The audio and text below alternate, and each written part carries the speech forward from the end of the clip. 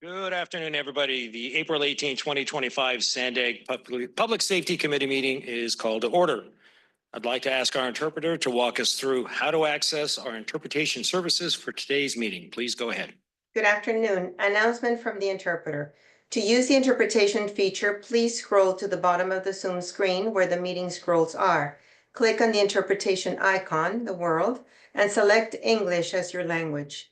If you are joining through Zoom, mobile apps, cell phone, tablet, etc., please press the ellipsis, 3 dots, then interpretation, and then choose your language.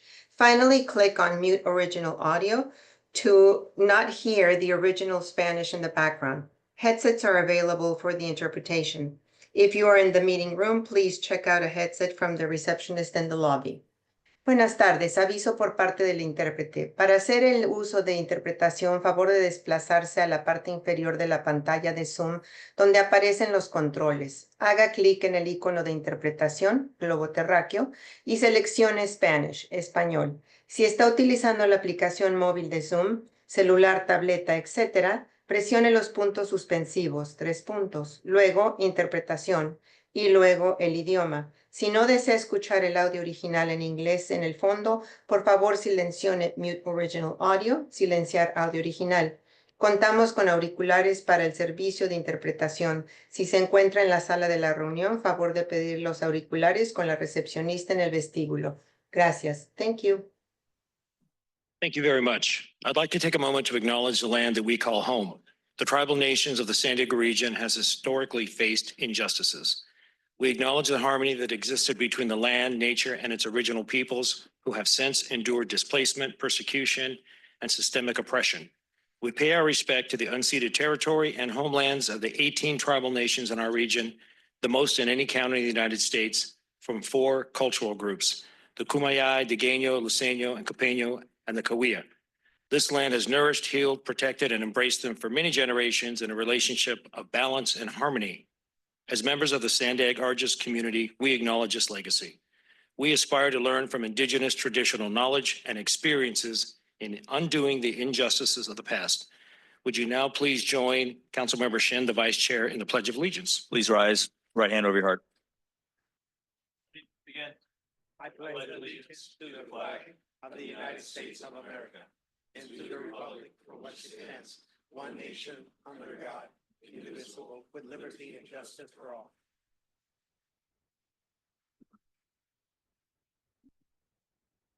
Oh, looks like I didn't have to say you may be seated. You're already there. Thank you. Before we jump into the meeting, I'll ask our clerk to confirm that we have a quorum. Cami? Good afternoon. Yes, we have a quorum. Excellent. We'll start today with non-agenda public and community and member comments. For public speaker information, all items will have 2 minutes today for public comment. And I would please, for members of the public, during public commentary, you're free to speak on any item, but during items on the agenda, you need to address those comments. How many speakers do we have? Yes, Chair, we have 2 in-person speakers and 3 online. I'll go ahead and start with Parita Javier. You may come to the microphone. She will be followed by Cesar Javier. Good afternoon. You say good afternoon. Good afternoon.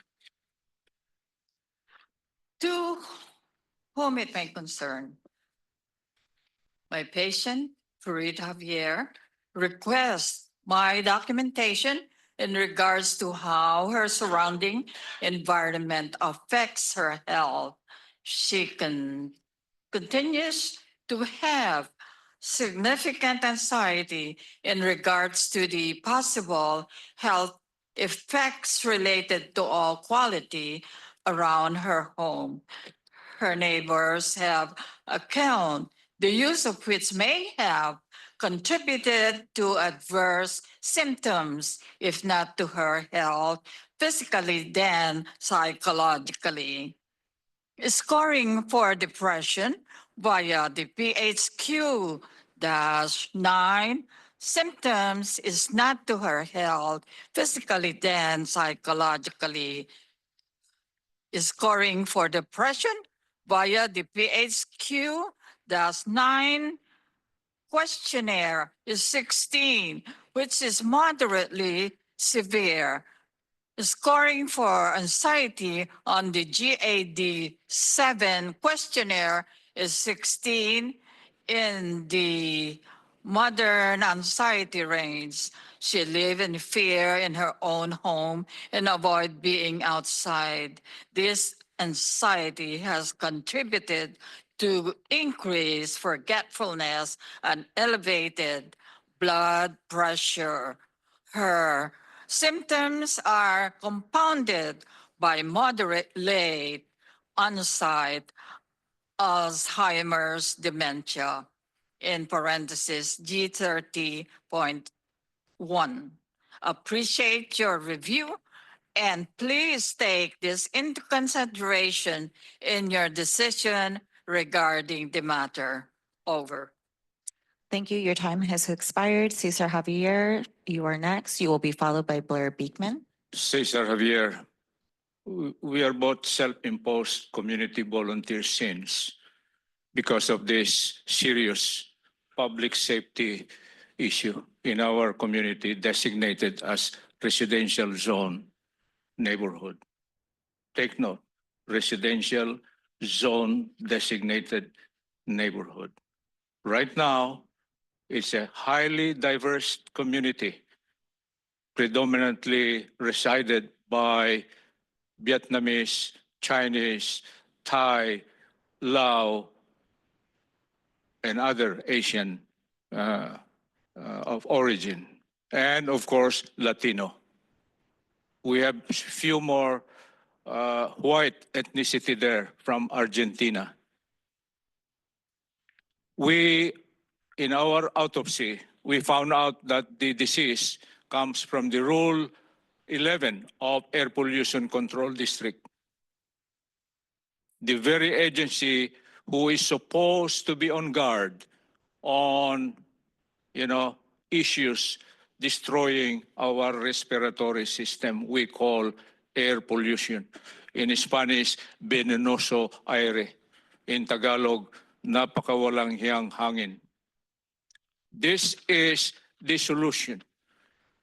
Air Pollution Control District is prone to business rule and rule implementation. Where can you find leadership who is in charge of permit? What kind of leadership who is in charge of rule development when most of them are absentee, like the mayor of San Diego City and the Councilor Rivera, if I may spell it out correctly. This is an issue produced by political rulers that gives a heavy cross Thank you. for Your the law time has enforcement. expired. Thank you. Blair Beekman will be followed by phone number ending in 731. Blair, go ahead. Hi, thank you. Blair Beekman. Thanks for the meeting today. At non-agenda public comment time for SANDAG meetings, I've tried to learn to better talk about the future of the Lausanne Rail project. I'm having mixed luck in how to talk about it better. It's important to me. Yellow rail line issues, they want to move it more northward. There is that idea. It would be less impact on homes and the lagoon areas. That means working with the Del Mar track area to negotiate and talk about this issue, I think. Good luck in those efforts, and that it can be a real helpful community process for all of us. Open too. I have talked about Del Mar. To move on to some of the main reasons to speak today is I hope that, with upcoming, you're going to be talking about ARGIS issues later. I hope we can really address immigrant issues and data collection tech. People are really nervous about those concepts, and I hope we can be sensitive to that. With that said, with my remaining time, I wanted to speak on, I can talk more about that at the Argis time, to speak to overall tech accountability issues. The city of San Diego is currently with a lawsuit about, they had an LGBTQ festival in Hillcrest last July, big festival event, the event of the year, and they needed more emergency tech placement because of crime issues and worries. It was very good reasoning why they needed the tech, but what they didn't care to explain is what they're going to do with the tech afterwards. So they've been sued because their tech placement questions are questionable. And so we have to really be developing systems to have better tech placement that I think can include exigent circumstances is really important in tech placement these days. We can have a much shorter public oversight process of exigent circumstances. There's a lot of ways to work on this I want to introduce yourselves to. Thank you. Thank you. Phone number ending in 731. You will be followed by the original draw. Go ahead. Hey, it's Truth. The ability to text 911, when was that implemented and why was it never widely advertised? What's preventing its promotion now by police and sheriffs? I'm glad they found Yolanda Marodi in Mexico, but why was she let out after the first murder she committed? Is that Newscom's doing? Why can't California keep criminals in prison? Why are so many criminals in public office? Also, how can Mexico catch American criminals, but they can't even buy the right type of pipes for their treatment plant? If the state's going to be emptying the prisons of convicted criminals, maybe they should start sending them to Mexico for every day the treatment plan is further delayed. But thanks to Summer Stephan for speaking up against the state releasing dangerous criminals just because they reach a certain age in prison, where they belong at best. I also saw in the news Kelly doing some PR for the sheriffs. That's a much better look to get away from the crazies running the county. Example, Joel is incapable of knowing what's true and what is not true. What's true is that he failed to show up for work on many occasions, and when he did show, he voted against his constituents. No different than his fellow Democrat, Tara the communist, who wants to tax everybody more and steal our reserves, our savings for emergencies. Moving on from political party game players. According to a story by CBS 8, just in San Diego County, at least 83 fires in 2024 were caused by devices like cell phones, followed by e-scooters and e-bikes, and those dangerous fire-prone EVs. One can see that this is in the order of most likely to own by the average person. Imagine if more people could actually afford or actually wanted dangerous EVs, how many more fires we would have. The news didn't even touch the fire-prone lithium windmills or battery energy storage sites. So while people in government want to keep blaming those who are homeless, the drug encampments are just one cause of California's senseless fires. None is climate change, yet the climate cult policies are what's helping cause the fires. What data on lithium infrastructures are just studying or providing the reality deniers in government? Or are just going to keep letting SANDAG push fire-filled policies and agendas? Thank you. Thank you. Original draw, you may go ahead. You guys need to change your intro into what you want when people are translating, because the images that you are showing are not ones that people on Zoom can actually see. It would be more of the closed captions that they would use as far as an interpretation goes. So I think you guys need to fix that so that people who do want it translated will be able to access that feature, because they cannot do it through the way, we don't even have a screen share feature, share screen feature. Some of the major public safety issues that are going on in the county, not only is it the racketeering that's going on with not only the DA, many of the council and board members across the county, and their racketeering, and Summer Stephan is the ringleader of this. That definitely needs to be heeded to and understood, because it is pretty extensive, and this entire RICO enterprise is definitely going to go down.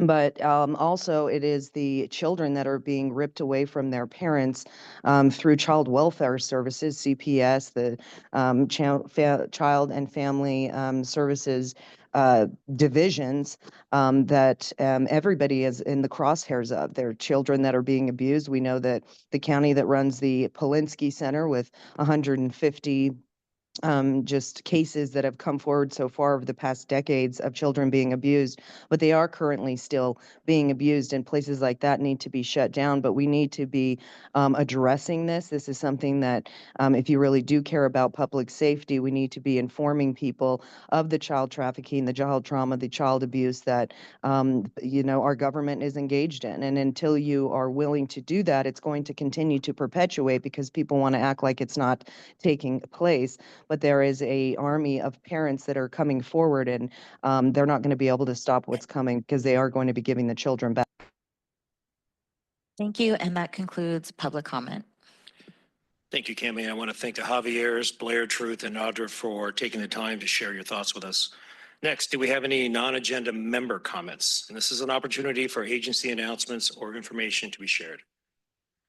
Good afternoon, Chair. Excuse my voice. I lost my voice this week, so. You sound great, Chief. Yeah. So committee members, my name is Dave McQueen. I'm the San Diego County Fire Chiefs President, and I'm going to report out a couple items. First of all, I need to express our thanks to Supervisor Joel Anderson for coming to the San Diego County Fire Chiefs Association meeting last month out of his busy schedule to present a proposal he has for unsafe camping practices. If you guys remember, during January, most of the fires that were actually started were the results of a homeless encampment. And so this is something that is very impactful to us, and we appreciate his time and effort to come in and express his proposal to us. The other proposal that was brought up at the County Board of Supervisors was from Supervisor Tara Lasser-Reamer, and that is in regards to how the fire service is purchasing fire apparatus. This is in relationship to an article that came from the New York Times in February, where it was investigated and noted that the private industry, private equity has got into the fire apparatus business.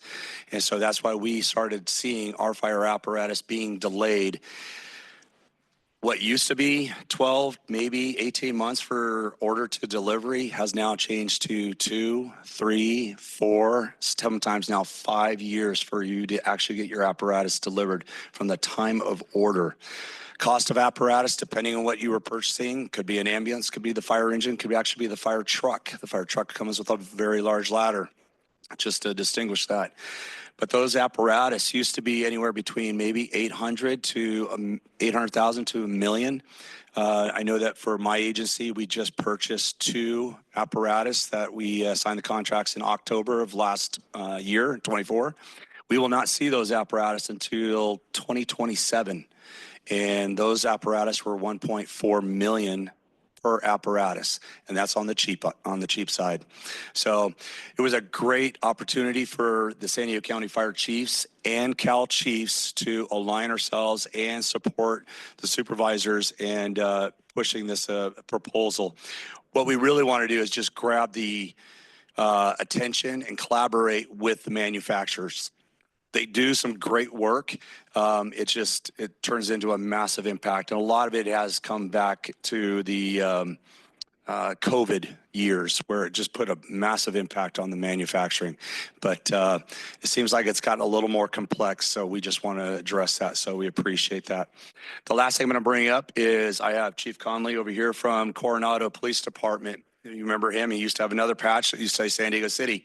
One of the things that we walked out of last month's meeting was we wanted to collaborate between the San Diego County Fire Chiefs Association and the San Diego County Chiefs and Sheriffs Association and look at a policy and procedure that is a collaboration on what we call the intentional multi-casualty incident. Many of you guys know that as an active shooter. So we want to make sure that when we show up on these incidents, we know how we work together, how we communicate together, what their tasks are, how do we support them on these types of incidents. We're in the infant stages. I believe the meeting, first one is next month or next week probably. So more to come, but just wanted to put that on your guys' radar. So end report unless there's any questions, concerns, or comments. Thank you, Chief. Recently had the opportunity to speak with Evan McLaughlin and Doug Schubers, and we specifically talked about the time interval and the costing now of this, the equipment, because I know the agencies program out when they anticipate this equipment essentially mileaging out or equipment wear out. And if you're programming 18 months and it turns out to be 3 years, that's a public safety issue, having that equipment on the roads. Yeah, that's a absolutely key point right there. So most of us, we look at our apparatus, and when we purchase something and it first goes into front line, it'll be for 15 years, meaning that's the one that's going to be running your calls for 15 years. Then it goes into a 5-year reserve status. This is pretty common for most fire agencies. So it's a 20-year lifespan for that piece of apparatus. But now you're trying to adjust your timelines, adjust your budgets for apparatus. You know, I joke, I may not even see it, before I retire. So, yeah, more to come on that. Thank you, sir. Thank you, Chief. Yes, sir, Vice Chair.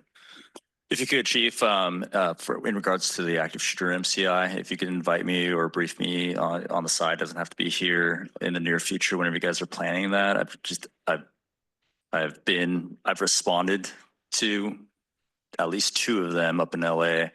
And it's so dynamic and so complex, and with all the agencies coming together, the lack of communication that just ends up happening.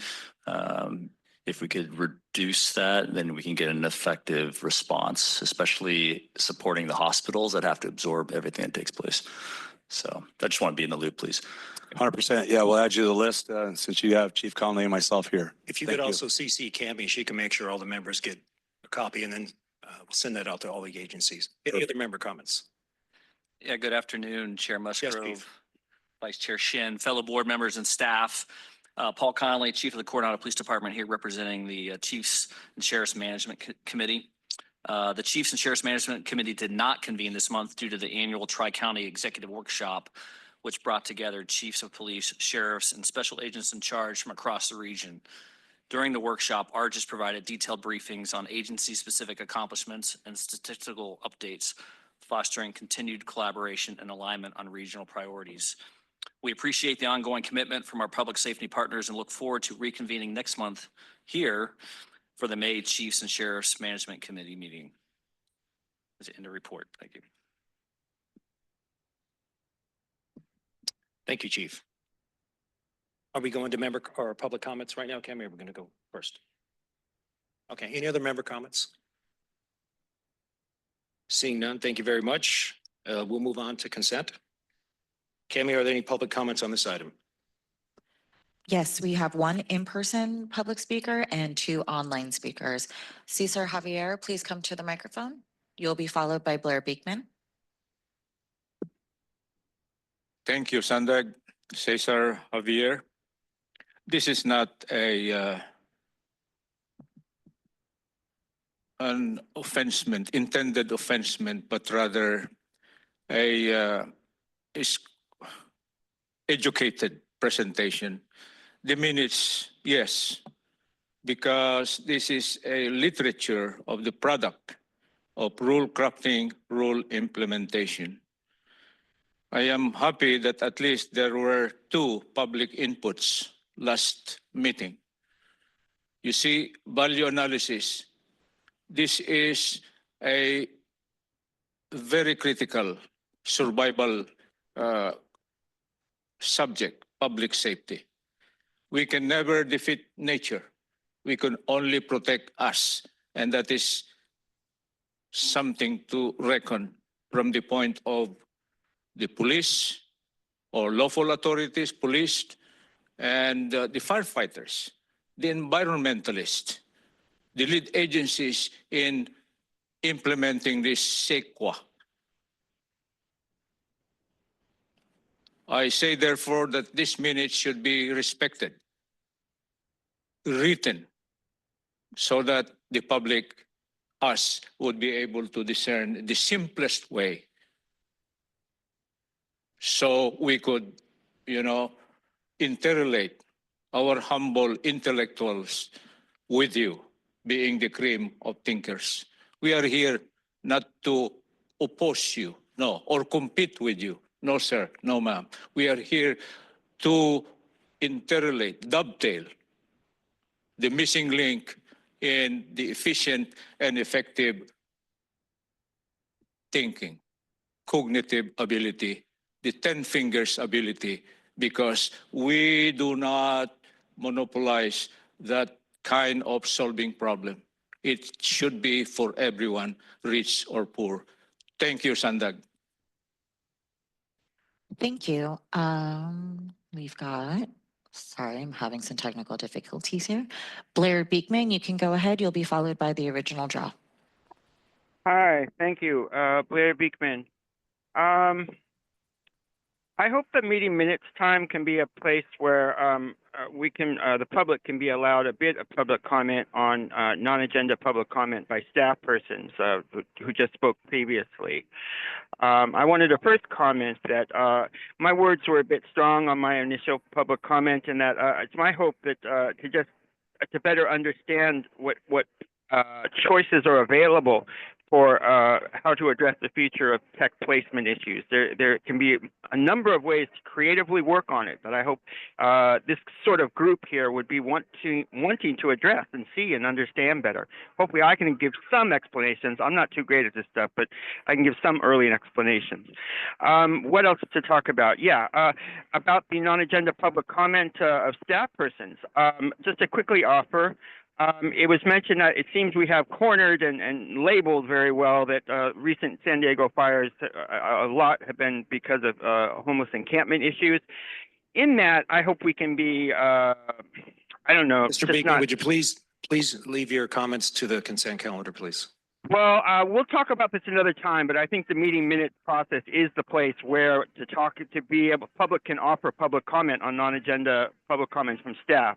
To move on and to talk about this another time, I just wanted to thank yourselves that in the previous meeting minutes you talked about Argus issues, and that it was a meeting mostly dedicated to Argus, and you have an Argus item today. So thank you. I think that's important and necessary. And that you didn't offer an item last time. You postponed it. You're talking about it today. Work program ideas. Thank you for that. And just that. Good luck that we can talk as community persons about ways to ask homeless communities not to start fires in the future, not penalize them for it. We have to work. Thank you. Your time has expired. The original draw, you can go ahead. I just wanted to say before, when I was talking about the closed captions, that is not a viable option, but it is, there is a transparent bubble that comes up that says interpretation. But I think for just the public's use, you should go through that process and make sure that what you're telling them to do would be what they can access. As far as the minutes goes, you were talking about gun violence. And part of the problem with that is that when we're talking about gun violence, the most of those violent, interactions that you would be using is suicide. And I think instead of really, talking about suicide and making sure that, people are really able to get to a different place in their life where they're not going to want to contemplate that, we're perpetuating it. I mean, we have children like in Coronado, a young teenager just, committed suicide from bullying. We have that happening on a massive scale. Instead of wanting to help people get down to the root of the problem, we're sitting here and we're medicating them. Even the things with the homeless, where they are actually, even having a fire safety hazard by having the tent city be basically put bars up around it right now so that the people aren't going to be able to get out in the fire hazard if there was one. So, when we're talking about public safety and bringing forward gun violence, I think that we need to be making sure that we're really addressing the issue that is causing that to be such an influx. And instead of things like, but they're rackets. Homelessness is a racket, behavioral health is a racket, child trafficking is a racket, gun violence. The whole point of that is to take the people's guns. And if you really wanted to solve the problem, you'd want to figure out why people are committing suicide, not medicate them with some drug just so that they, kind of go along to get along. We need to really start as a public safety issue, getting down to the bottom of why things are happening. And most of that, and most of the time, it's because of what the government is doing. And it's really sad to see. Thank you. And that concludes our public comments. Thank you, Cammie. Are there any member comments on the consent agenda? Okay, if there are no objections, may I entertain a motion to approve the consent agenda? Okay, we have a motion and a second. Please use your device to cast your vote.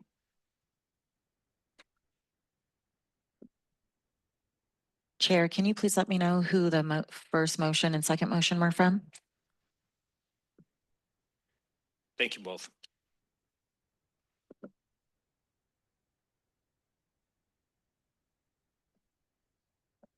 CSMC and Sheriff?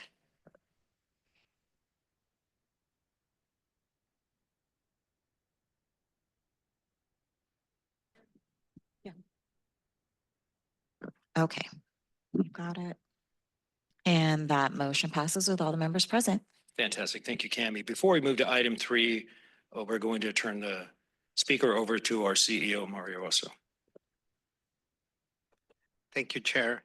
First of all, welcome to the first Public Safety Committee meeting here in our new building, West, our new location after almost 30-something years, haven't been in 401B. So welcome to all of you. We really appreciate it. Also want to inform you, and Tony will be able to inform much more details, but one Argus is fully moved to the building now and they have full connectivity.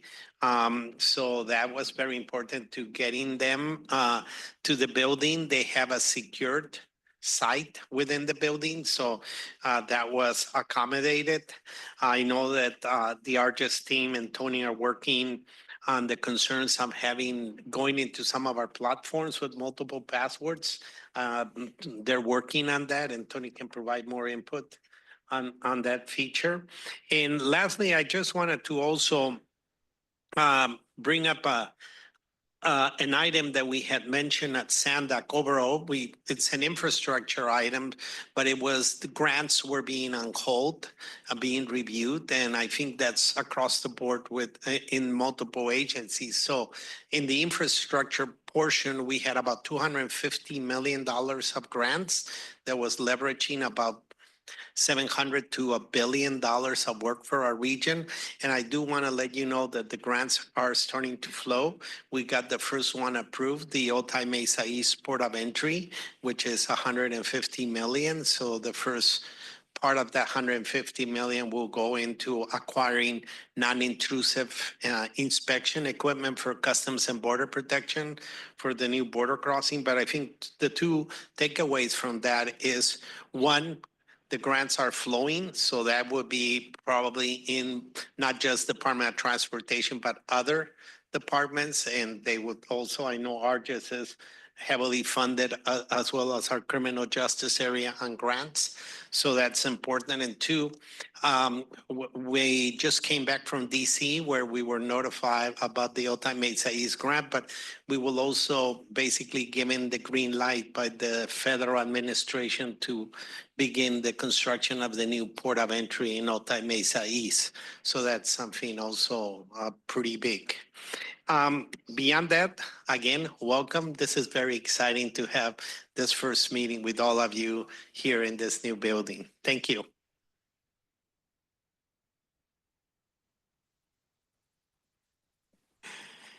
Thank you, Mario. Okay, now we will move on to item 3. Our Argus Director, Tony Ray, will provide recent updates regarding Argus. Good afternoon, everybody. I'm sorry, can you hear me? Thank you. So we're very excited to have the move. And when we say 100% complete, it's really important for you to understand that it's 100%. When we spoke last time, we were in the process of moving and we had a Department of Justice circuit that was in a secure closet at the other building that was locked. It was an Argus closet, but it was a closet that was locked. And we were not allowed to move it until the Department of Justice said, okay. And then once we got the approval, we had to coordinate with the Department of Justice, with AT&T, with the Sheriff's Department, where our new data center is, and our folks all in the same time to turn off the current circuit and then move it to the Sheriff's Department. I'm sorry, create connectivity over there. And there was a time when we thought we might not get that done before the end of April, when our move out time is for the other building. So we started to negotiate with the prior owners. The building's been sold over there now. And they were going to charge Argus $205,000 to rent the entire 10th floor where our one storage closet was in there. That would have been quite an expense we would have had to pay, but it worked. So we're completely out of the building now. We don't have that $205,000 debt. Everything is working. We're in this building.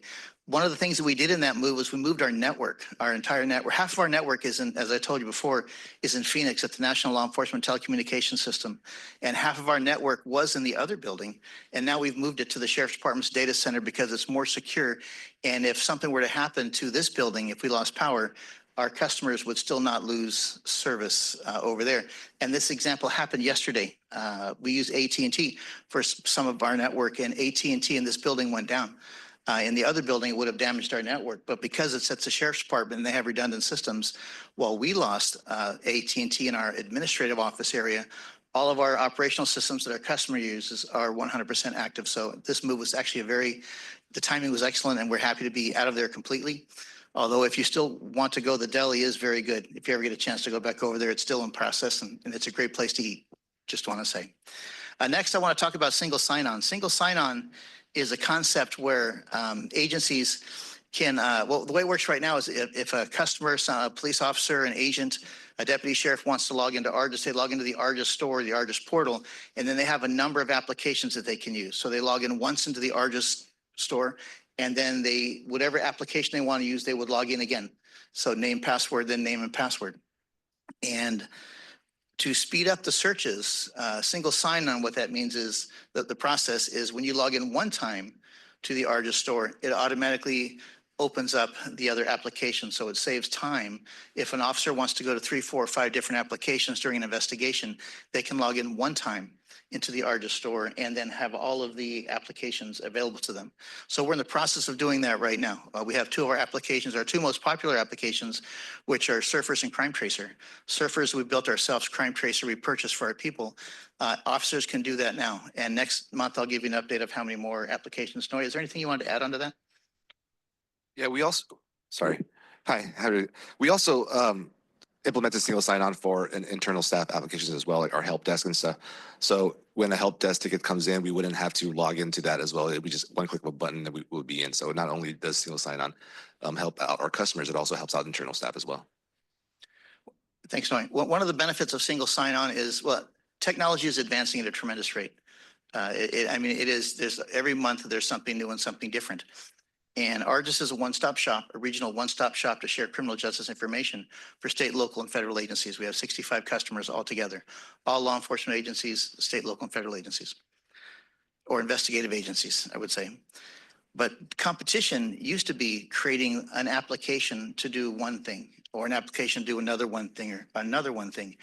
Competition now is creating, I was at a presentation about 6 months ago where I was present, and a vendor said, you know, we're just like Argus, only we can sign in one time and you have to sign in for everything over there. And people are creating competitive products to try to take the place of Argus, to be a one-stop shop for everything.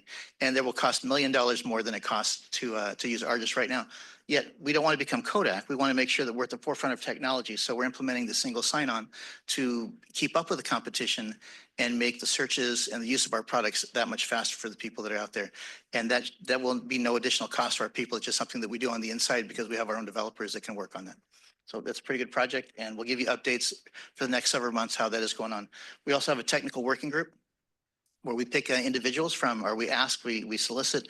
We have certain individuals from different agencies, agents, investigators, analysts, and we're working with them to develop this concept to make it as fast as we can so your people can use our products faster. Single sign-on. Next is narrative sharing. Narrative sharing, we've talked in the past. That's where in the past, Argus, of course, would share the face sheet data, the time, date, location, the incident, the face sheet information. For law enforcement folks, face sheet information is everything you put on the face sheet to write down.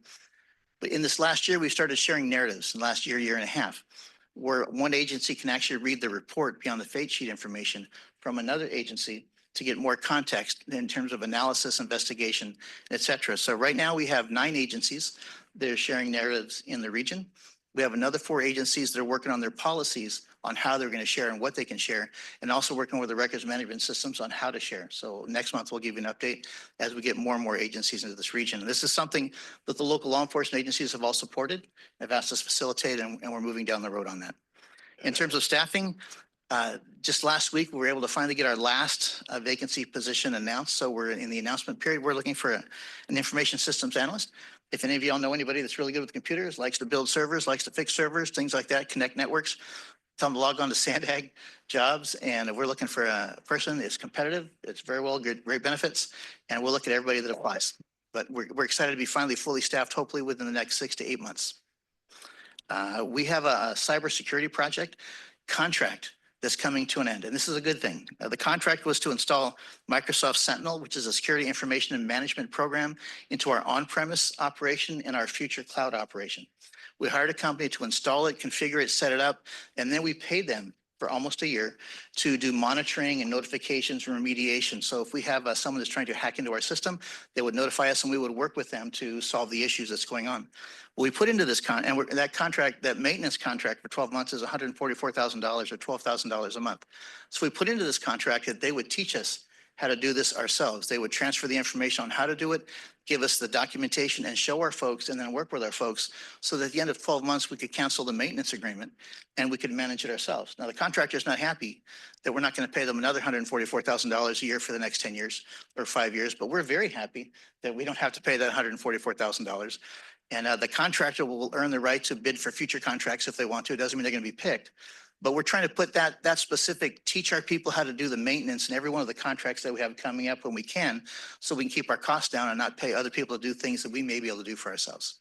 So we're very excited about that. And in the next month's meeting, I will share Argis's accomplishments for the past year. Everybody, that's it.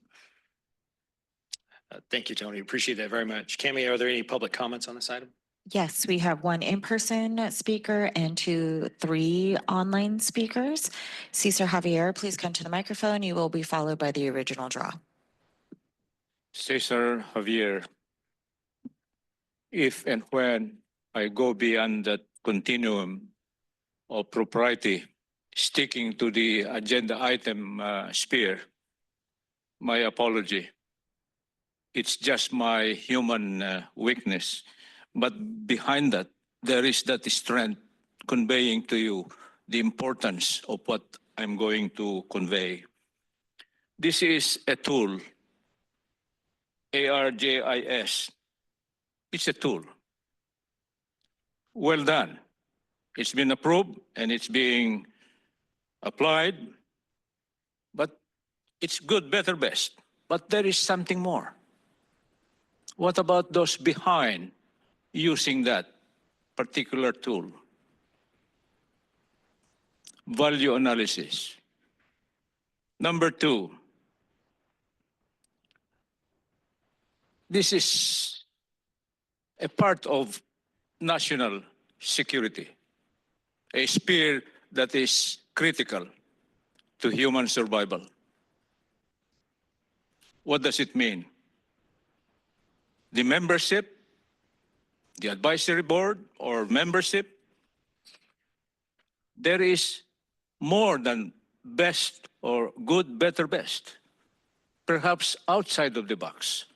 Where are the people from the military? Especially that San Diego is the home of the most powerful military establishment in the world. Value analysis. They can provide us wholesome input, if only to achieve this mission of public safety. Public safety means national security, means survival of man. The number two element. Thank you. Your time In has urban expired. The original draw, go ahead. I find it interesting that you would just now be moving the ARGIS system, half of it, to the sheriff's department when, you know, it wasn't really secure where you had it. That's a little bit interesting. But, you know, being that this is for public safety and, you know, it potentially national security, it's just very interesting to see that this kind of information or data is sold on a subscription type of basis where different entities can come in and access the information. And, you know, if it's a national security type of thing, I mean, you know, it's almost as if you're trying to protect a certain class of people's information from being shared when you're willing to, you know, share the American people's information. But if somebody has committed a crime, not only crossing the border illegally, but also just in our nation, so they would be a part of that ARJA system, you're willing to hide that information from Department of Homeland Security and not work with ICE. And you should actually be changing your policy. You're doing things according to a certain administration that was condoning illegal behavior. And now that we have an administration that is, enforcing the laws that have been in place, that everyone was always saying, oh, it's an immigration issue. You shouldn't be hiding criminal information that would potentially keep our nation safe if they knew about it, because by your not sharing it, you're actually putting our nation in danger by protecting persons' information that you shouldn't be. And it is weird when we talk about public safety and we're willing to do things like that, but you're willing to share anybody who's an American, left and right, share their information, but not somebody who already committed a federal offense crossing the border illegally. And as we know, there's been rapes, murders, tons of different things that have been taking place with people. So if you really cared about public safety, you would be damn sure that you're making sure that you don't have criminals that shouldn't be here in our nation. Thank you. Your time has expired. Phone number ending in 731. You may go ahead and will be followed by Blair Beekman.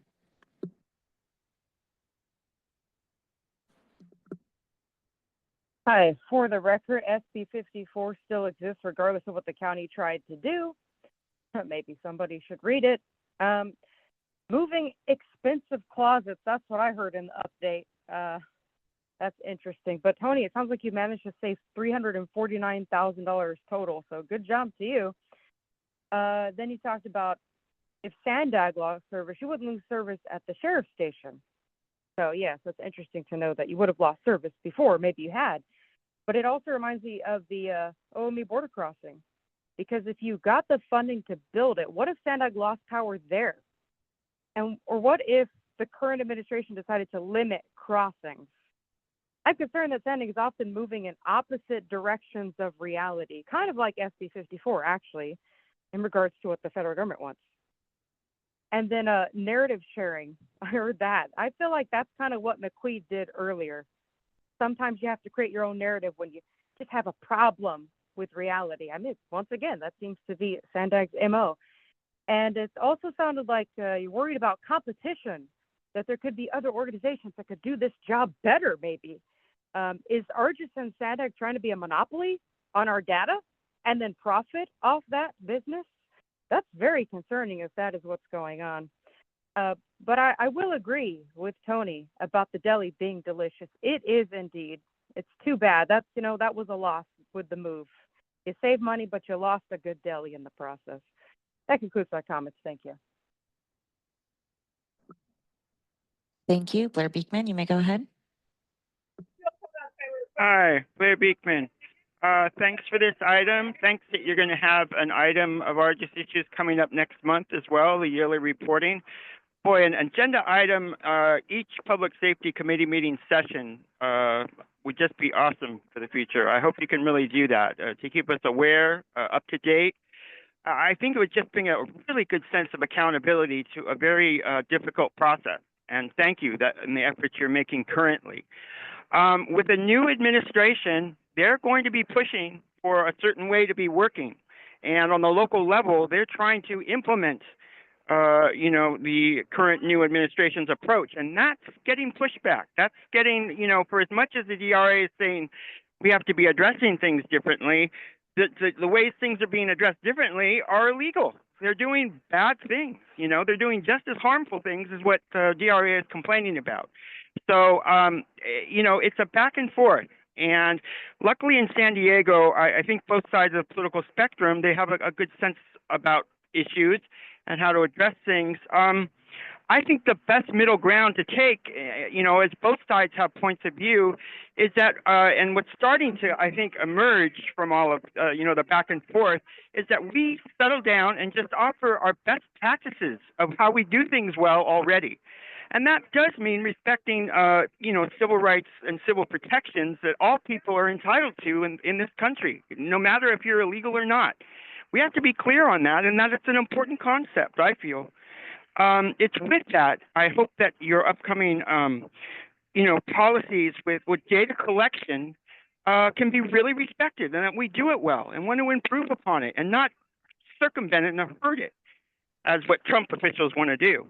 So good luck in those efforts to really build upon our already best practices that I think is meant to help everybody. Thank you. Thank you. And that concludes our public comments. Thank you to the members of the public for their comments. Are there any member comments on item 3? Seeing no hands, thank you. We will move on to item number 4. Number 4 will be presented by Dr. Rodriguez, who will present the draft fiscal year 26 criminal justice work plan and budget for recommendation.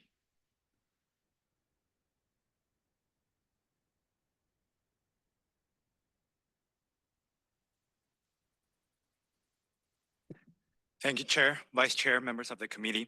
My name is Octavio Rodriguez, and I'm the principal researcher here at the Criminal Justice Research Division at SANDAG. Today, I'm presenting the draft for fiscal year 2026 of our budget, and we are asking the committee to recommend it to the Board of Directors for approval. So just to provide a little bit of context, our Criminal Justice Research Division was created in the late 70s. In the early 80s, we started reporting on crime statistics in the region, and by the mid 80s, we were designated as the Criminal Justice Clearinghouse for the region. And therefore, funds were allocated from member assessments at SANDAG, specifically to continue this effort every year. Also, by the late 80s, we incorporated another big component of our work, and that is the substance use monitoring project. Back in the late 80s, we had a federal grant that was helping to this project that basically goes to local jails to conduct voluntary interviews and drug testing to understand patterns of drug use and also context of drug use among this specific population that is in contact with the criminal justice system. This federal funding ended in 2004. In the San Diego region was one of the only sites in the nation to be able to continue doing this research through collaboration with local partners, with also some allocations from SANDAG members, and also with partnerships with other federal and state agencies. And so we have been able to continue this research uninterruptedly to this day. So besides the Criminal Justice Clearinghouse, which includes the crime statistics and also the substance use monitoring, we conduct independent evaluation of adult and juvenile projects. We are a cost-effective, or we conduct cost-effective evaluations for projects from different agencies across the region on matters that had to do with criminal justice and public safety. The intention or the commitment of our research division is to bring $4 for every $1 that is given by SANDAG in order to continue and to maintain our sustainability. And as we see, we've been doing this throughout our existence. As you can see now, this is the budget, or how the budget is divided. Most of our almost $2.2 million goes to our youth and adult evaluation projects. And most of it comes from grants, as our CEO, Mario Orsa, just mentioned. We are heavily reliant on grants, and so our area, our research division, really benefits from the partnerships and from the members of this committee, but also we need to be constantly looking for other ways to keep our work sustainable. And something to clarify, or just to highlight, is that a lot of our funding, mostly our research, our federal research funding, comes or is labeled as pass-through. That means that we are fiscal agents and give that money to other agencies or institutions in the region, and they conduct their own activities. We are working collaboratively with the U.S. Attorney's offices in the northern, central, and southern regions for the past 4 years now in being the fiscal agent for this. And so 3 of every $5, for example, of our adult evaluation comes from or are labeled as pass-through.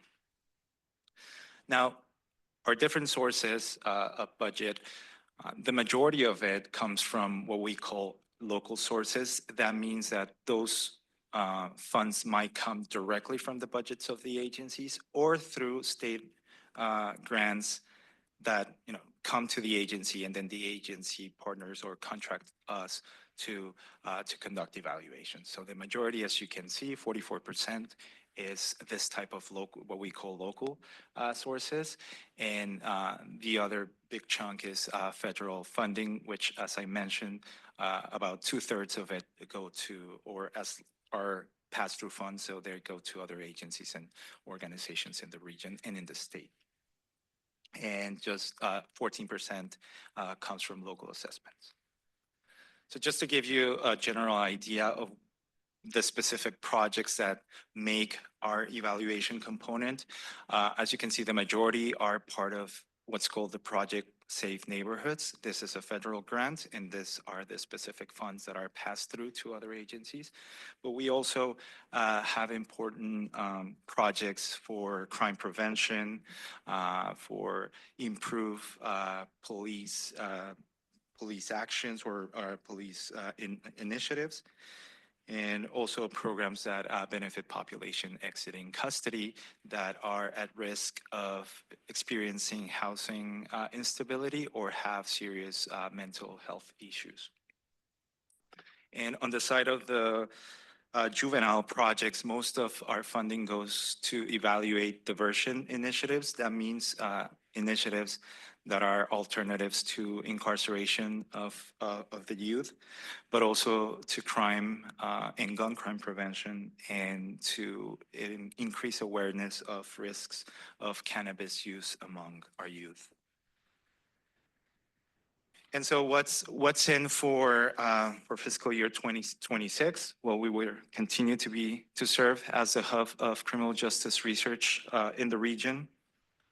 We will continue our commitment with open data. Just this week, we completed our redesign site in the SANDAG open data portal. So most of our historic data on substance use monitoring is available now, and it can be downloaded. It can be like people can go there and generate their own analysis and their own reports.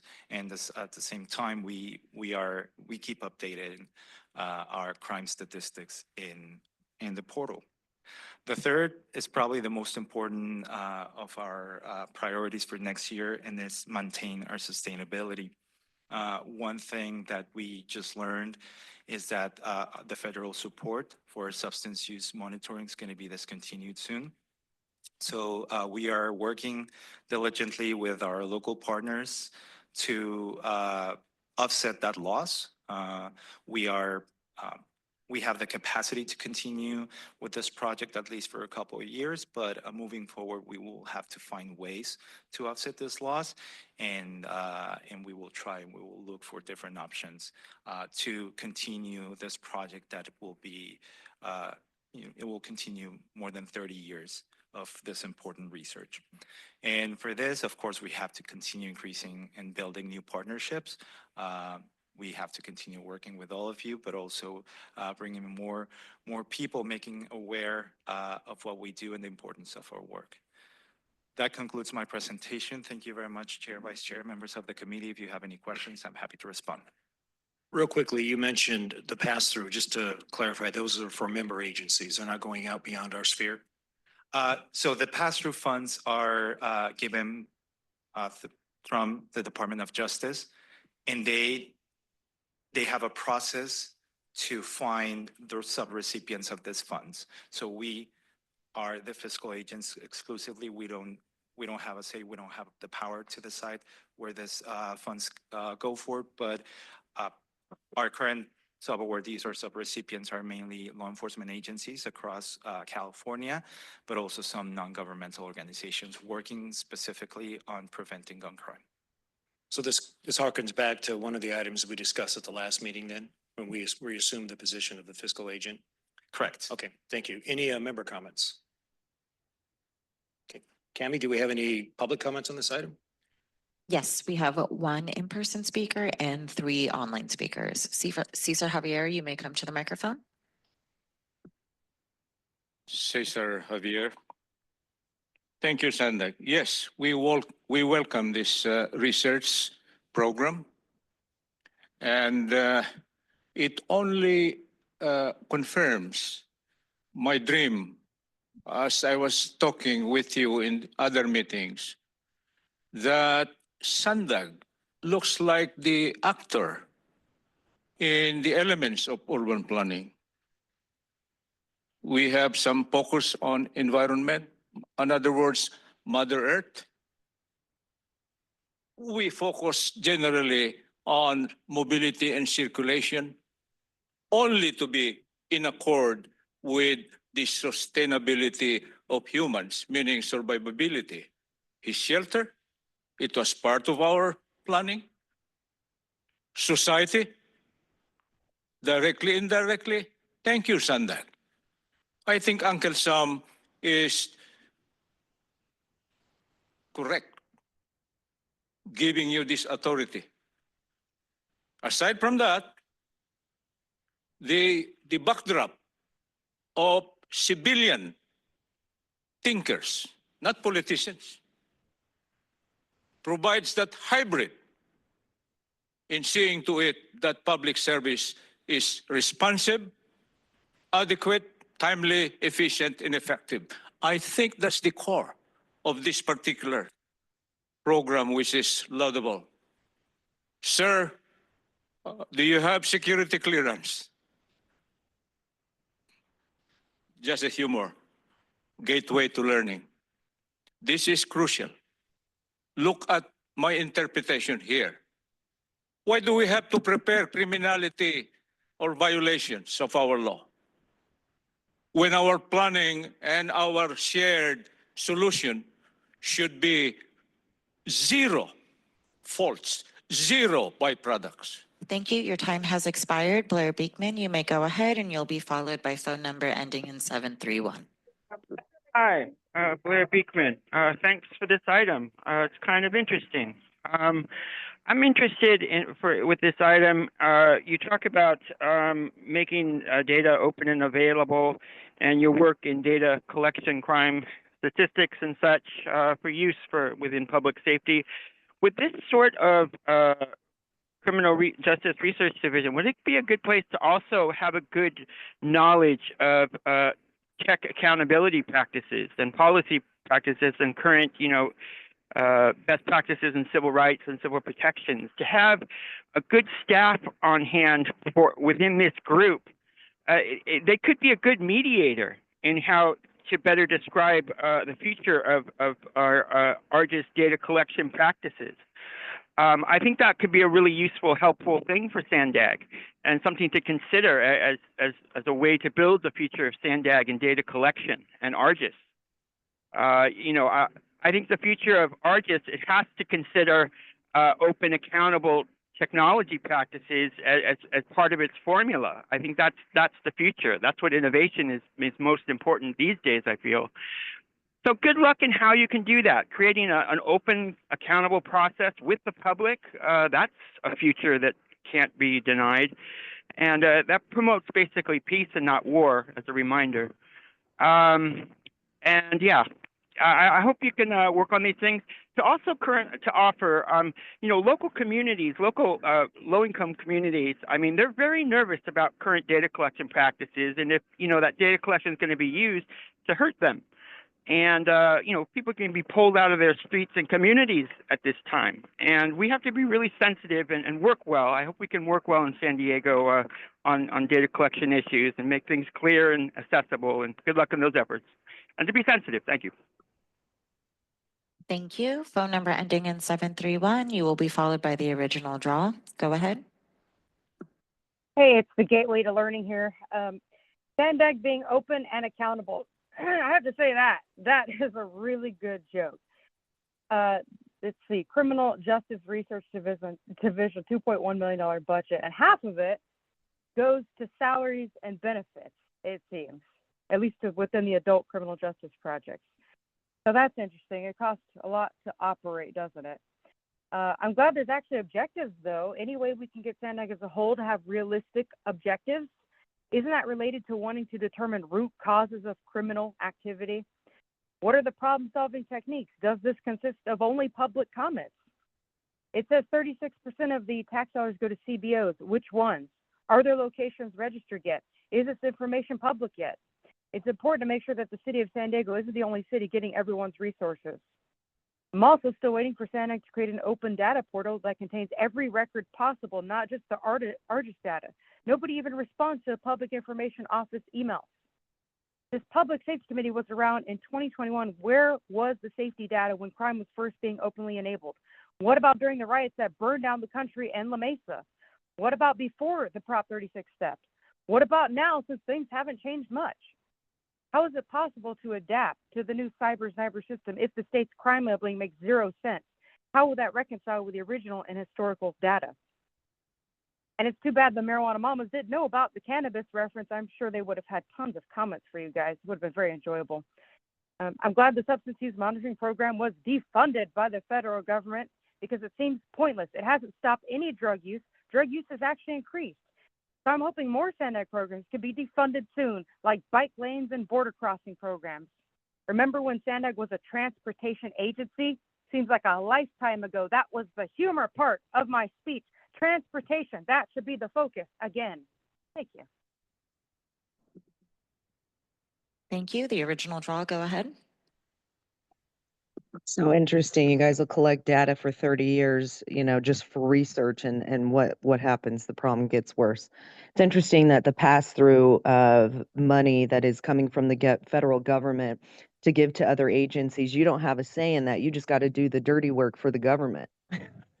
Sucks to be you guys, because you're like, we don't get to decide. We just have to be the ones to give it to all of these nefarious gangster operations that are also known as, NGOs, non-governmental agencies, what have you. But I'm wondering if it is counterproductive for the government to pass out needles and pipes for people to do drugs. Just wondering, I don't know, but maybe that helps your data collection, right? Because it's no wonder the federal government cut your funding. And it's interesting that you can do it for like a few more years. So did you go above budget to get the money to do this program so that you could just, just in case, now you can go a couple of years past when your funding is going to be cut? But I just, it's sad because it was kind of reminiscent of the Tijuana River Valley and seeing how, instead of really doing something, we're collecting data. We're going to give some people an air purifier. Just interesting how the government works when they create the problems that they try and solve. It's oh my gosh, whoa, that's never going to happen, right?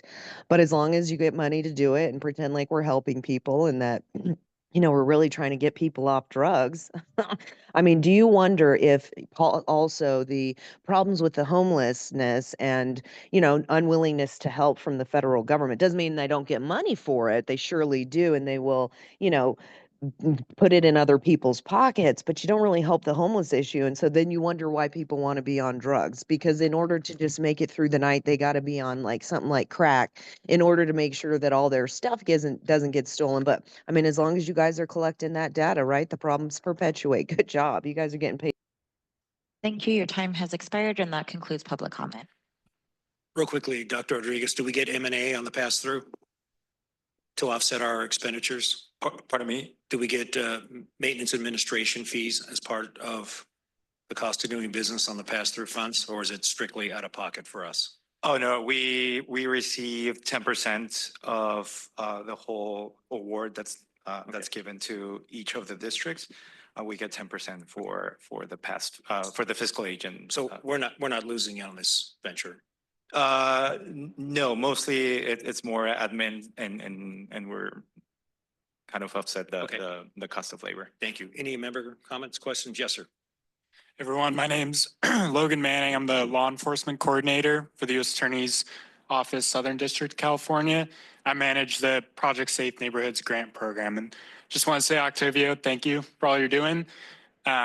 Just share with the committee, these funds that we get, Southern District, it's kind of a smaller pot of money than Central and Northern. But these funds are going to after-school programs, juvenile reentry, juvenile mentorship, things like that. And it's an independent 3-person board that decides where these funds go. But thank you, Octavia. You've been really great to work with on this.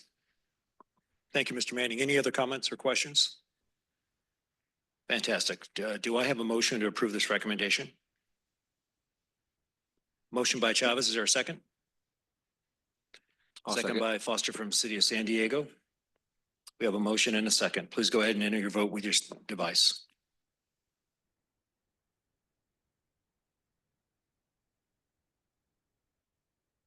All right, and that motion passes with all members present. Thank you. Moving on to item 5, our last item of the day will be presented by Detective Har and Police Manager Cindy Anderson from the Carlsbad Police Department on combating the South American theft groups.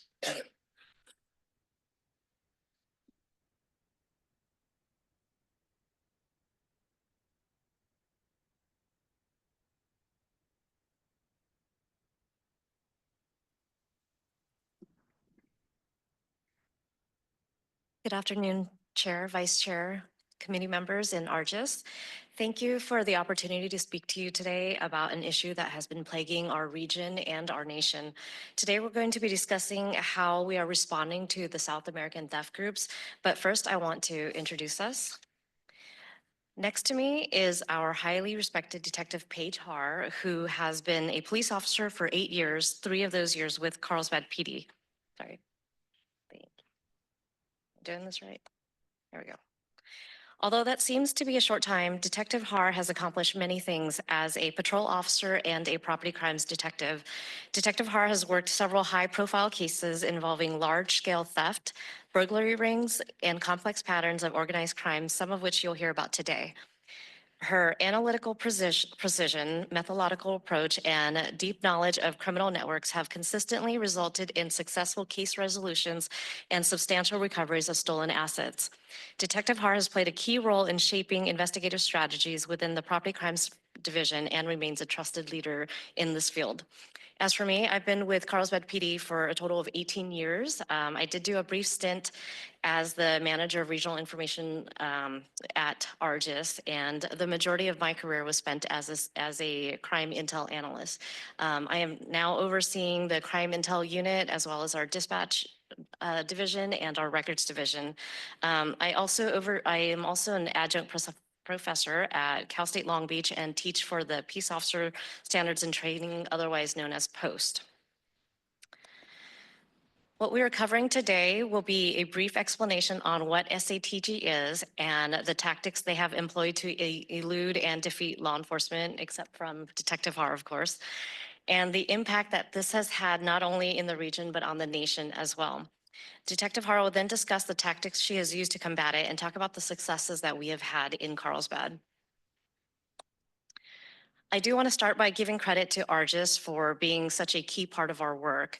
Without ARGIS, many of the analytics and the investigative searches that are instrumental to our cases, particularly those that involve crime trends and series, would not have been possible. Through ARGIS, we developed a secure regional portal, which you see on the screen here, a snapshot of it, that enabled us to post and share critical information across all the agencies in San Diego. The site is regularly updated by crime analysts and detectives with case details, arrests, intelligence, photo evidence, and cell phone analysis. Additionally, ARGIS also gave us access to Crime Tracer, as Tony mentioned earlier, allowing us to search for related cases on a national level, which further strengthened our investigative reach. The ARGIS distribution list played a crucial role in efficiently disseminating important updates, alerts, and requests with information to the entire county with the click of a button. With the centralized channel of communication, it ensured that law enforcement agencies and partners received timely and consistent messages, enhancing our coordination and situational awareness across the region. And then here are some examples of the bulletins that Carlsbad had distributed through ARGIS.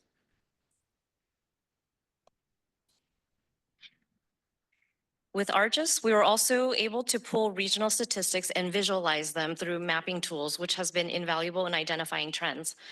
By analyzing ARGIS data, we found that San Diego County has experienced over 13,000 residential burglaries and another 13,000 commercial burglaries over the past 4 years. When it comes to SATG activity in our region, their most frequent offenses include residential and commercial burglaries, vehicle break-ins, and pickpocketing. Based on known cases and consistent modus operandi, we estimate that they're responsible for at least 500 cases in our county, in our area. So with that, I will now turn it over to Detective Har. Good afternoon, everybody.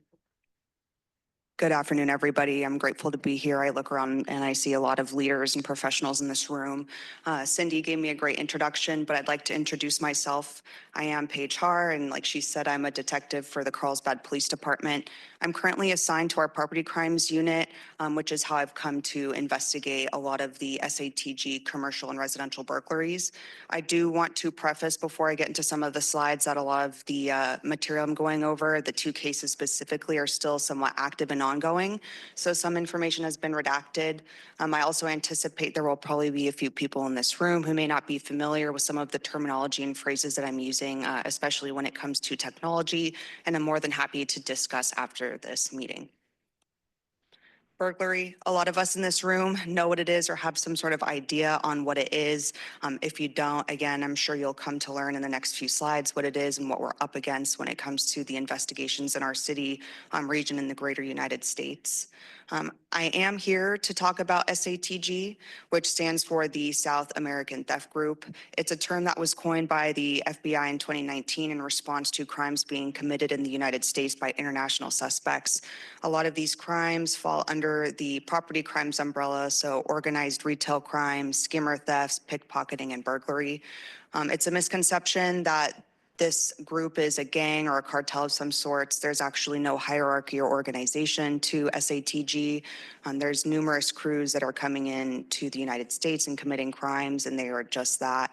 Chilean suspects who have been apprehended have referred to themselves as lanzas or lances, and have described themselves as spearheads entering countries to commit crimes. They've also referenced themselves as a criminal network and community. A lot of these crews have near identical MOs, so they will typically target homes in affluential neighborhoods that are backed up against green belts, nature preserves, golf courses, canyons. They will enter through the rear of the residence on a second story, and they steal exclusively jewelry, cash, and handbags. I've seen in many cases where SATG members will bypass electronics, passports, IDs, and even firearms to go after these valuables. What we know about these crews when they go inside the homes is that they consist or are comprised of 3 to 5 men wearing similar clothing.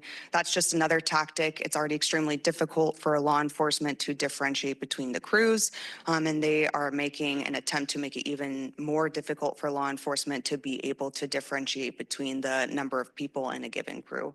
SATG is strongly associated with the ESTA Visa Waiver Program.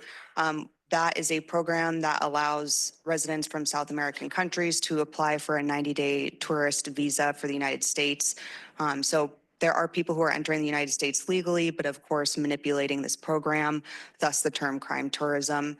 This has come up on our radar as of 2022 through the uptick in burglaries, both commercial and residential. Again, not just in Carlsbad, but in our region and also the United States. I'm going to take you through 2 cases like I mentioned earlier. This is the first case, the Redmond Diamond Center. This is a wholesale retail diamond business suite in a commercial building in Carlsbad. On Saturday, March 10th of 2024, around 11:40 hours, Carlsbad responds to a commercial burglary off of Loker Avenue East in Carlsbad. And they discover that $500,000 worth of diamonds was stolen from a safe in the rear office. From the beginning, this investigation had a lot of issues. A security guard failed to check in the night of. The suspects had actually spray painted over numerous cameras on the property site. Little did they know those cameras actually had not been working for about a week prior due to a transfer between property management companies. The suspects burrowed their way in through a adjacent kitchenette that had been open to the public and then bypassed several alarm systems and motion detectors. They stole cameras within the suite from the ceiling, and then they were also savvy enough to discover where those cameras' DVR was embedded within a nearby wall. They burrowed that out and took that with them as well. And then finally, as you can see with the photo on the left, a plasma torch was used to enter the safe, which was about 4 or 5 inches thick. We actually discovered that the crime had occurred almost a day prior, Friday around 9:15 p.m. And this was because one suite on a floor below in the building had picked up an audible disturbance, which was only light thumping in the background. So when tasked with a case like this, you're starting with essentially nothing, right? Aside from any evidence that might be sent to the lab pending analysis.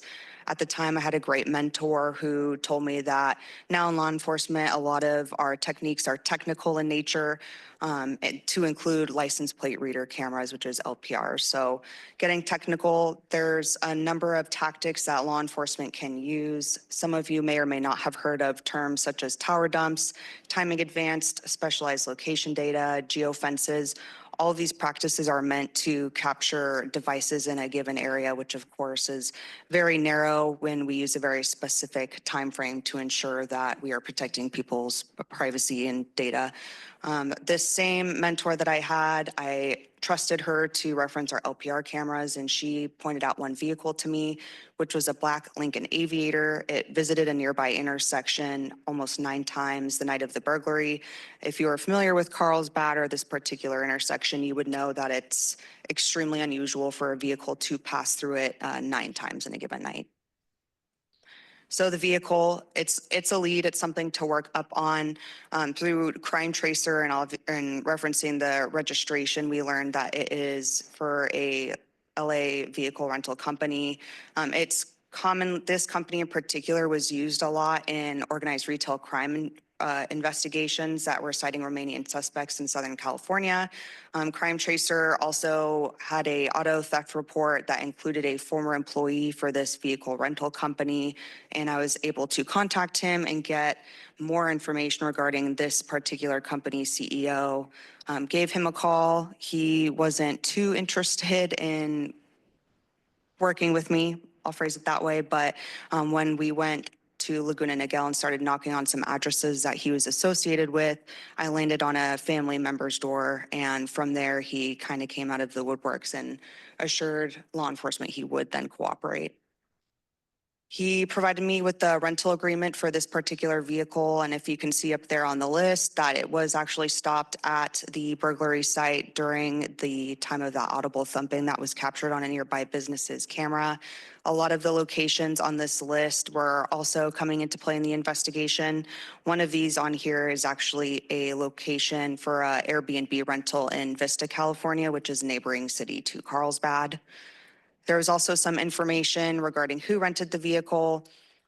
In particular, what I was interested in, of all things here actually, was the cell phone number that was on the rental agreement.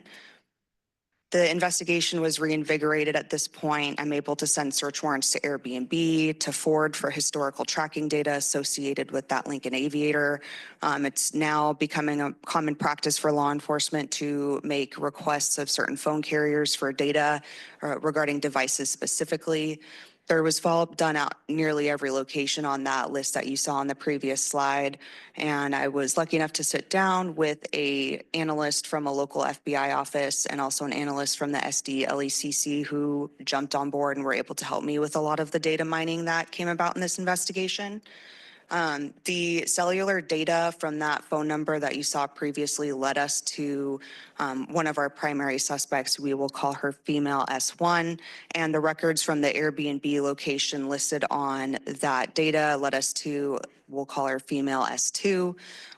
I was moving along through the investigation and sifting through some of these materials when that FBI analyst called me and said, hey, those tower dumps that you referenced earlier, completed earlier, we actually have a commonality. I think your crew might be associated with a crew I'm looking into in Los Angeles. So as you can imagine, a lot of work came after that notification. This is just some of the legal process that was done in this case to try to contact and apprehend the people responsible for this burglary.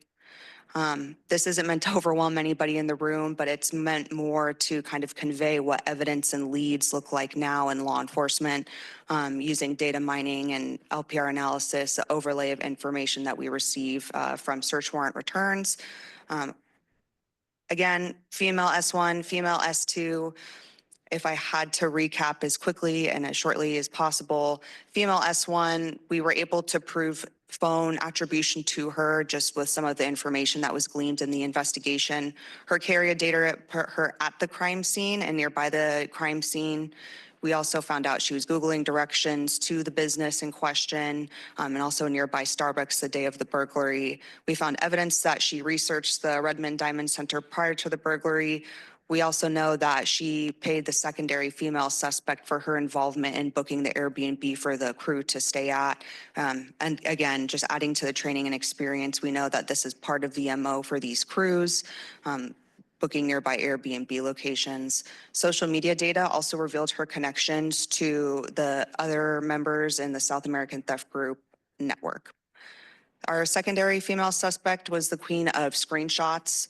Those screenshots allowed us to recover a lot of WhatsApp conversations. If you're not familiar with WhatsApp, it's an application that allows for people to communicate using Wi-Fi. You don't need a cell phone number anymore, and it's just one of the tactics that SATG members employ to bypass law enforcement. We had evidence collected that female S2 understood her role in the crime and what the Airbnb reservation was for. The data associated with her accounts also solidified the phone attribution for our primary female suspect. And again, more evidence of her researching not just my crime, but also the burglary that occurred in Los Angeles the same month. To summarize, a lot of this information came from a search of their Google accounts. And moving forward, the positive outcome. We're working for extradition for both female suspects for federal bank larceny based off of the LA case. This case was just presented to a federal prosecutor. Our case in Carlsbad is seen more as a secondary case to the Los Angeles case, but the way I look at it is it's just one other way of getting my suspects into custody. So getting a little bit creative with the problem here. Chile is motivated to cooperate with the United States. The male ID that we saw towards the beginning of this case study was positively identified, and he was able to alert us to some other SATG crew members that were in the United States engaging in crime tourism. The whereabouts of both female suspects are in fact known and being monitored, and I'll take that a win is a win. Moving quickly through the second case study, it's very similar. We have an Apple store at the Forum in Carlsbad, and overnight between August 31st of 2024 and September 1st of 2024, 3 adult males burglarized the Apple by burrowing in again through an adjacent suite, loaded up $300,000 worth of electronic devices into a nearby getaway vehicle, which was a silver Honda Odyssey. We have LPR cameras that pretty much envelope the Forum, so there is no way that we would not be able to discover the suspect vehicle at that point. But on the right, you'll see the cold plate, which essentially means that these crews are taking plates from other vehicles and affixing them to their own in order to avoid law enforcement detection. The true plate was discovered on the left. Through establishing a pattern, you're just gonna have to trust me, but essentially across 18 different dates, we saw that the suspect vehicle was hitting cameras on the southern end of the city. And then 30 minutes later, it would be hitting with its true plate on the north end of the city, right near a freeway entrance and exit point. And after this analysis, we were able to confidently say that the vehicle was involved. Crime tracer and a check of the registration revealed that the vehicle had actually been towed for 15 outstanding parking tickets. So again, just trying to chase every possible lead that we have at this point. We know that the vehicle was centralized around Hawthorne based on these 15 parking tickets. And we did affix a tracker to the vehicle, but unfortunately, it was never picked up from the tow yard by the suspects. But either way, with a lot of the information associated with the vehicle, LPR hits, we were able to discover that this gentleman was the renter of the vehicle. I have a contact with HSI that I referenced who is able to confirm that this ID is in fact a fake, which is something you could anticipate in investigations like these. But you'll also notice it is redacted that there's a phone number on this agreement. It's a lead. We're going to go after it and we're going to get technical in our investigation. It's not shown on the slide, but using that phone number, we're able to subpoena specialized location data and also obtain what we call a call detail record, which is essentially a call log of who the suspect is texting and calling and which towers are being utilized, cell site towers are being utilized to make those calls and text messages. Though S1 technically has not formally been identified because the failures with facial recognition, we were able to move on to another suspect who is involved by an analysis of our primary suspects called detail records. His phone number, we'll call him male S2 in this case, is seen in red here. We enter him into our law enforcement databases. We're able to get a name, birth date, location of where he lives. And again, by utilizing resources such as Crime Tracer, we discover that this particular male has been involved in 2 Apple burglaries in the United States, 1 in Wisconsin and 1 in Pennsylvania. As you can glean, it is a very data-heavy investigation. Call detail record, timing advance, data sessions, these are all things that investigators are now working with to locate suspects that are involved in sophisticated crimes. Overlaying data is becoming increasingly important to law enforcement in the absence of traditional investigative techniques such as witnesses, physical evidence, and whatnot. These slides are meant to show you what timing advance data does look like. On the left slide, you'll see 2 arches that intersect. That is exactly where the forum is on the map, but as you can see, the specialized location data is pretty specific. It doesn't need 3 towers to do some sort of triangulation practice. It's a lot to do with various radio waves and forms of communication. I won't get into the details there, but understand that it is a form of data that you can subpoena. It's very specific and it's a very powerful tool in these investigations. The same data on the right side, you can see we are retracing the suspect's steps between Hawthorne and Carlsbad. So it's just another way of us to get information to streamline surveillance and dig into leads. This is another image of what data overlay looks like. So again, please keep in mind, this is what law enforcement is now dealing with when trying to chase down suspects and compile evidence against them. This photo shows an area in Hawthorne, California. The star on the bottom left of the screen is a cell tower where our secondary male suspect for this case, his device was utilizing that specific tower. The red dots there are where all of those 15 parking tickets were made over the last year. And then even further underneath that, you'll see commercial data LPR hits. The blue circle is where he claims to reside. So again, overlaying data kind of shows very clearly how this sort of investigative technique can help us identify where a suspect may be at. This image or these 2 images show that the secondary male suspect actually took a flight to Pennsylvania recently. We know that he has familial ties in that area, and this is all from HSI. So those federal partnerships on top of data mining, extremely important. Positive outcome again, as mentioned, HSI is able to confirm that our S1 has familial ties to Pennsylvania. We're currently working with our DA's office to obtain a full extradition warrant, and contacts are coming together through the Fugitive Task Force in an effort to apprehend this individual. A lot of people give the feedback to myself and other detectives that, hey, you may not necessarily be successful with the burglary charge. My rebuttal to that is that it's okay. We're going to chase after the suspect with the conspiracy charge because it carries the same weight as the burglary charge itself. Again, a win is a win.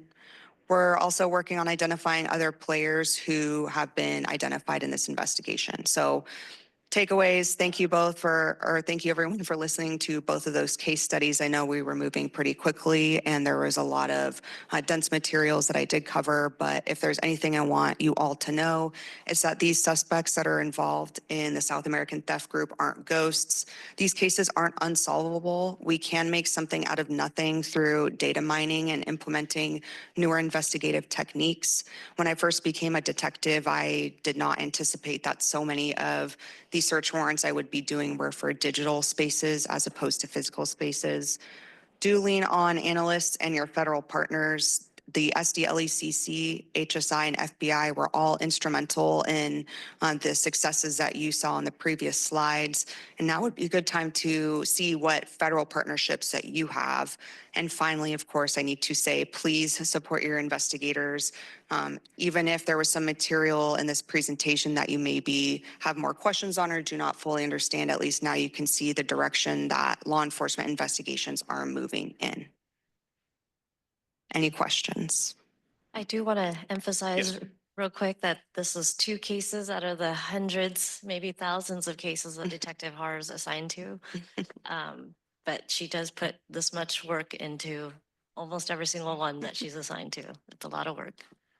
Thank you both. Before we get to member comments and questions, if we have any public commenters or questioners, we are going to limit that to 1 minute to make sure all members have a chance to get their questions in. Cami?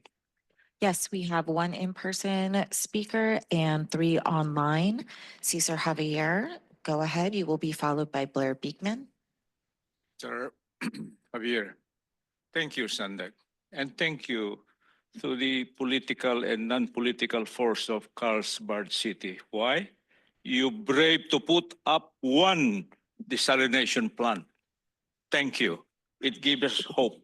Please limit And your a lesson comments to learned the for the rest. presentation, Mr. Javier. Please Yes, limit your sir. comments to the presentation. It's really difficult. My apologies, sir. Thank you. But We're not wait for discussing the- desal plants today. Thank you. Wait for the,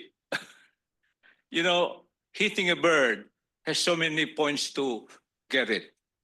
And Please, and may I falconry as continue, well. sir? Thank you. Forgive me, sir. May I continue? Please. Value analysis. This is war between haves and have-nots. I have not seen in the presentation to prove my point. It's also a political virus, corruption, directly or indirectly. I have not seen in there. Who are the criminals? The politicians. If not all. I'm sorry. Another value analysis. Thank you. Citizens Your time arrest. has expired. Blair Beekman, you may go ahead. You'll be followed by phone number ending in 731. Thank you. Hi, Blair Beekman. Thank you a lot for this item. It was nice to see for yourselves to give a presentation of police practices in action. Needed it. I'm not that savvy on issues, and it helped myself. Thank you. Just as a reminder, as I offered previously, with all these police practices and data collection, and what as offered as an emphasis, a growing emphasis on technology, surveillance, and data collection to help in the investigation process. A reminder with the new administration coming in, I think the important middle ground for all of us is to consider best practices with data collection of surveillance things. And what we know is as good civil protections and good civil rights and keeping within our lanes is important to understand at this time, and not to try to move away from that too much. I hope that can be respected in I think we have established. Thank you. Your time has expired. Phone number ending in 731. You will be followed by the original draw. Go ahead. Are groups like Trinidad crime tourists or international cartel gangs? That FBI term created in 2019 happens to coincide with when our borders were open.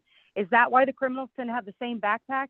Remember all those federally funded NGOs that were giving out free everything? Did our just never look into Catholic charities or Jewish family services? Or was SANDAG too busy giving JFS contracts for transportation? No surprise that most of the criminals are coming from the open sanctuary county of Los Angeles. If there's an intention of actually capturing these criminal gangs, why hasn't the media promoted their existence as an organized crime wave? Where are the sanctions for countries that have been importing these terrorists?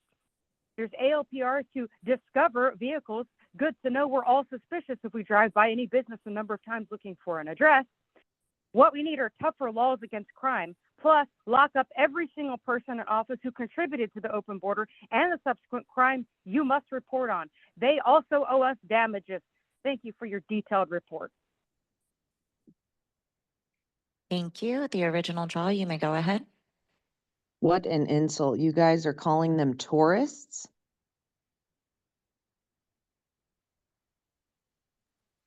Hello? Can you start my time over since you just did that? Yes, my apologies. Thank you.